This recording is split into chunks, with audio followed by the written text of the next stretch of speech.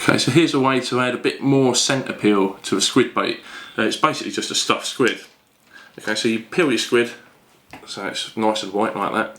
Push the point of your hook through the top of the mantle, and then just push the hook all the way through the body, like so.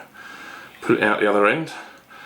Okay, there's some guts there, we'll get rid of those to make room for the worms inside. Okay, so there's your hook. Next thing to do is get some lugworm. I've got some frozen blacks here, but you can use fresh, you can use blow lug, you can use crab, you can use ragworm, anything you like really, anything that takes your fancy. But obviously for winter cod fishing, and even for the summer bass fishing, bass love this bait. Lugworm and squid, or crab and squid. Okay, so you thread your worm up. We'll just put one on here.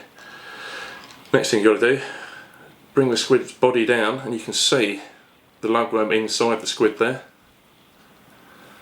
Okay, so top hook, or bottom hook should I say, through the squid's head, just to secure that in place. Then bring your top hook down with your panel rig.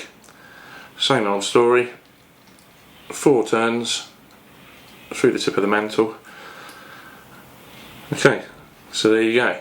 Now what I like to do, I mean you can use that as it is, it's great for dropping down tide, just dropping over the side of the boat. If you're going to be up tide in, or you're going to be casting away from the boat, the best thing to do, get yourself some fine bait elastic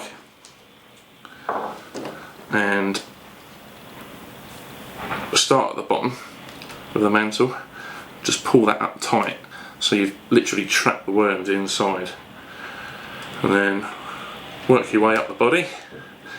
And this is the important bit if you're going to be casting it, is just give it a few turns round the top of the point, and then underneath the point, and then over the top of the point again.